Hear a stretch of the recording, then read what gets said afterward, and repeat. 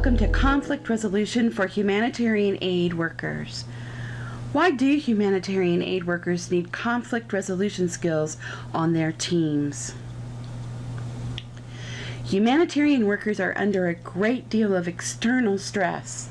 Non-government organizations, or NGOs, are being treated as or suspected to be terrorists. Poverty, disease, and abuse are witnessed daily. PTSD, depression, and anxiety run high in about 30% of workers.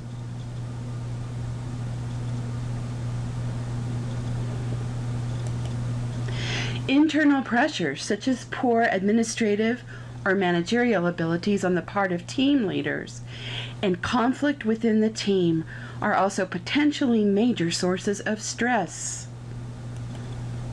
While challenges in the field are expected, often workers are not prepared for the difficulties and conflicts within the organization. Aid workers need to be able to stand their own ground, speak up when needed, and not shy away from conflicts, but participate in collaboration with the team for positive outcomes. The purpose of this module is to show you the process of conflict management so that you can apply these conflict management guidelines to resolve team conflict in a productive way. Managing conflict. Differences of opinion are normal and can be handled in healthy ways or dysfunctional ways. Healthy debate is essential in order to make good decisions. Dysfunctional arguments lead to frustration and can be destructive to the well-being of the group, as well as non-productive. In healthy debates, people are open to hearing others' ideas. People listen and respond to ideas even if they don't agree with them. Everyone tries to understand the views of the other person. People stay objective and focus on the facts. And there's a systematic approach to analyzing the situation and looking for solutions. In dysfunctional arguments, people assume they're right.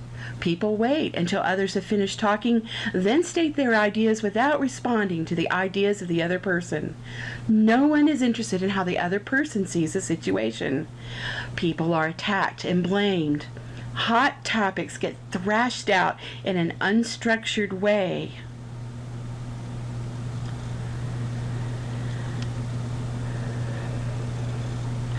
Techniques that can create healthy debate. Stay totally neutral. Point out differences so they can be understood. Insist that people listen politely. Have rules, also called norms, and use them. Make people paraphrase each other's ideas to confirm listening. Ask for concerns. Make people focus on facts. Problem-solve concerns. Invite and face feedback. Facilitate assertively, get closure, and move on. Techniques that allow dysfunctional arguments. Join the argument. Ignore differences, just pray that they will go away. Or let people be rude and set no norms. Ignore the fact that no one is really hearing anyone else. Sidestep hot issues. Let people get personal. Get defensive. Squash dissent. Stand by passively and let it drag on and on and on. Here are some steps in managing conflict. Step 1, venting. Step 2, resolve the issue. Let's take a closer look. Venting. When to vent.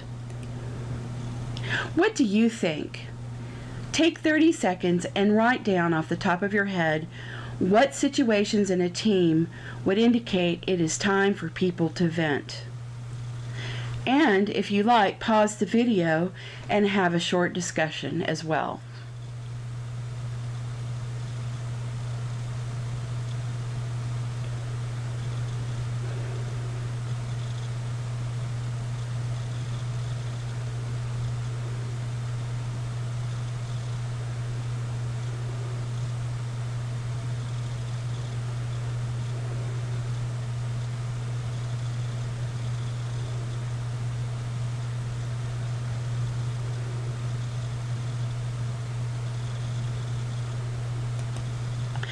You know it's time to vent when people are pushing their own ideas without being open to other people's.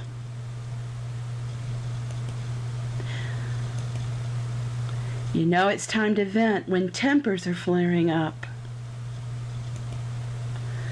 or when negative body language like pointing or glaring is taking place, and sarcastic or dismissive comments are being made. You know it's time to vent when people are using the "yeah, but" phrase. You know it's time to vent when people are critical of others' ideas, or when people withdraw or display extreme anger. Now you know when to vent or allow others to do so, but do you know why we need to vent? Why vent? People become ready to move on to a solution once they feel they have been heard. This also fulfills the human need to be heard.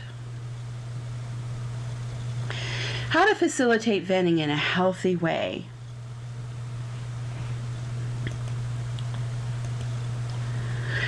Remain calm. Slow things down. Ask the speakers to start over and repeat their key ideas. Remain neutral. Watch your language. Be careful not to use loaded words like arguing, conflict, or anger. Emphasize listening. Paraphrase key points and ask people to tell the group what they are hearing others say. Revisit the norms. Review the existing norms and ask people to follow them. Be assertive. Stop people who are interrupting. Make interventions. Do not ignore dysfunctional behavior. Record key ideas and seek permission to move on.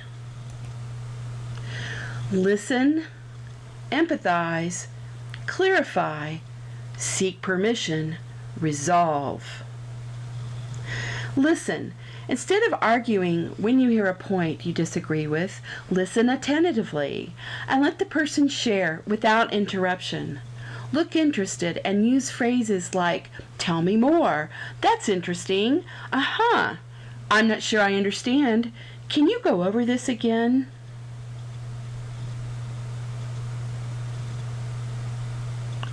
Empathize. Accept the view of the other person, even if you don't agree with them. Let people know you understand their feelings. "I don't blame you for feeling that," or "I see what you mean." Clarify. Delve deeper to ensure you have a clear understanding of what the other person is saying to you. Say, "Let me see if I have it straight. What you're saying is," or "Is it possible that?" or "The idea you're proposing is." Seek permission. Tell your side after the other person has expressed all of his or her concerns and feels understood. Say, "Now that I understand your views, can I explain mine?" Or, "It seems that this would be a good time to bring up a few points you haven't mentioned."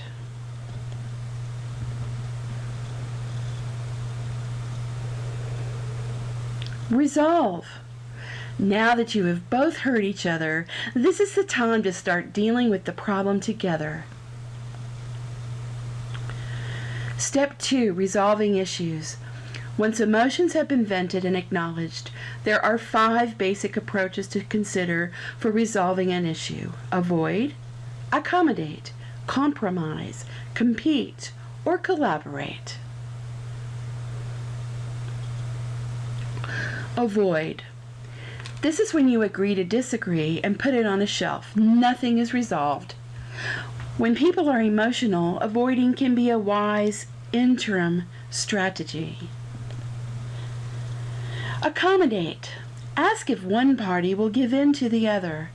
In some situations, one party might be willing to give in order to keep the peace, and underlying issues may not be explored, or they may not have as high level of interest as they do to other persons or people.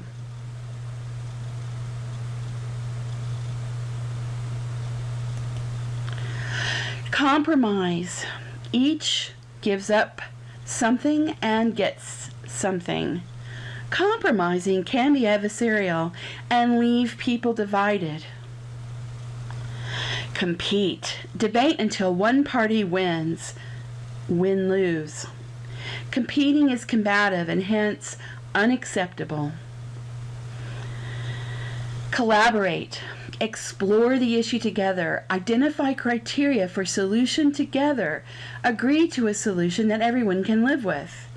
Collaboration is the optimal approach for settling important disputes. Now it's time for a little scenario exercise. Jane and Paul are teammates on a humanitarian aid team. They are becoming very heated talking about whether or not to hand out immunization pamphlets face-to-face at the market or whether to have the local religious institutions distribute them. The team leader walks into the room and listens to the argument and states, "You two seem quite deadlocked. Let's move on and discuss something else at this time, and we can revisit this issue in the morning." Identify this response. Is it avoidance, accommodation, competing, compromise, or collaboration?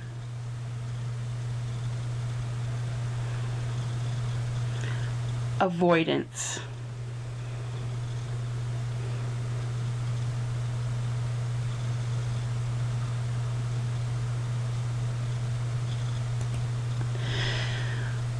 The team leader walks into the room and listens to the argument and states, "Look, Jane, Paul is strongly insisting that the local religious institution distribute the pamphlets.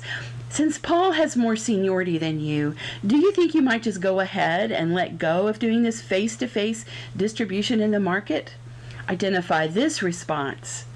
Is it avoidance, accommodation, competing, compromise, or collaboration?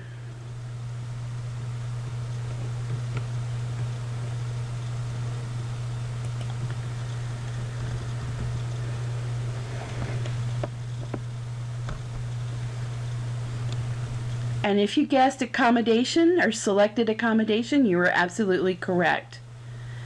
The leader is asking Jane to accommodate Paul. The team leader walks into the room and listens to the argument and states, "Hey guys, let's continue with this debate until one of you is the clear winner." Identify this response. Is it avoidance, accommodation, competing, compromise, or collaboration?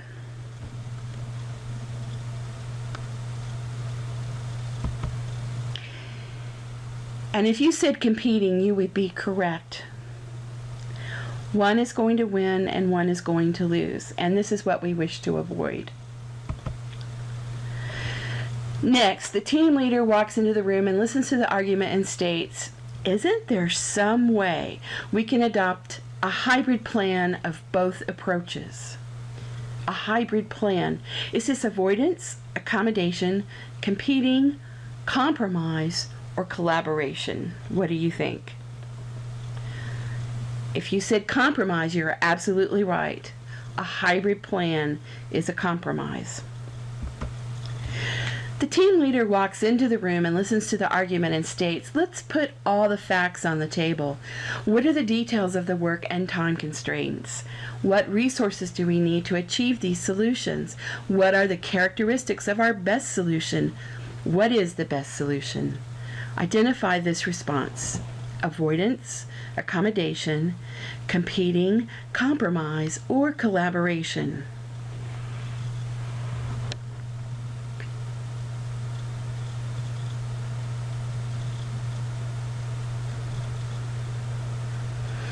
If you said collaboration, you are 100% correct on that.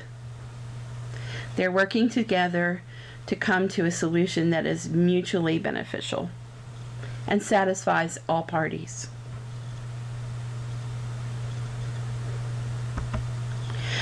Collaboration is a superior way of solving a problem during a meeting. However, a number of conditions should be in place to ensure a successful outcome.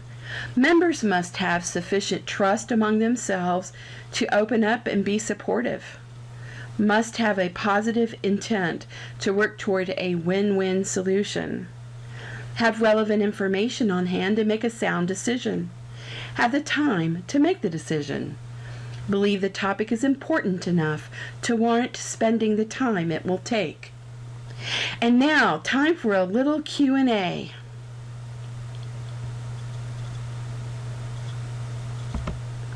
Question 1. Why are we learning about successful conflict resolution?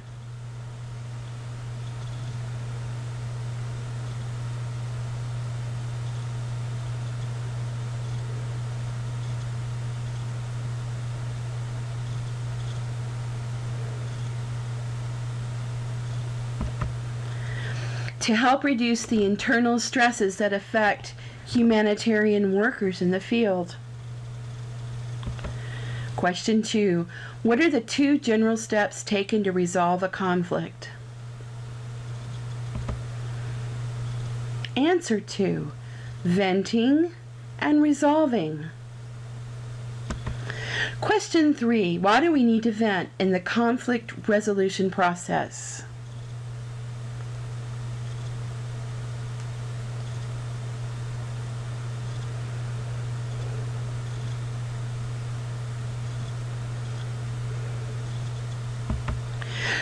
Answer 3, because once someone has been heard, they are ready to move on to a solution.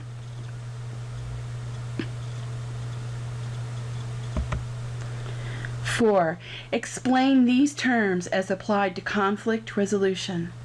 Listen, empathize, clarify, seek permission, and resolve. Listen. Listen attentively. Let the other person share without interruption. Look interested. Use phrases like, "Tell me more," or "That's interesting."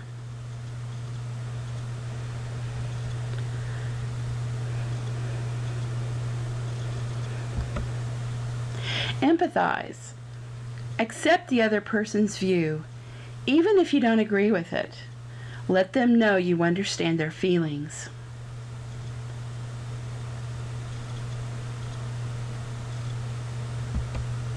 Clarify.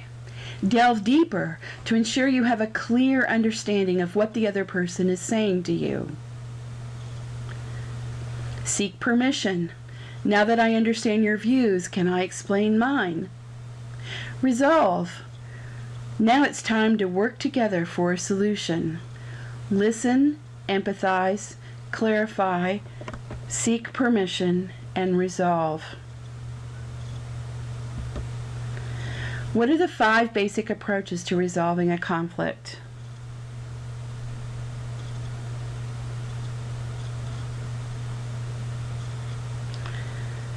Avoid, where nothing is resolved.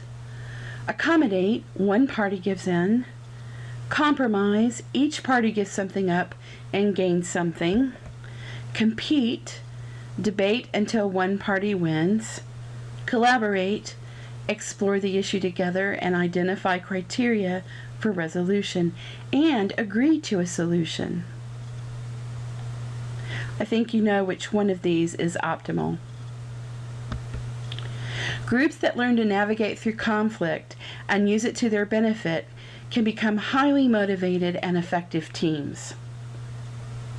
Thank you for your attention to this presentation. Next up, the Superstars game, which is a group activity, discussion questions about the group activity, and some additional resources for you.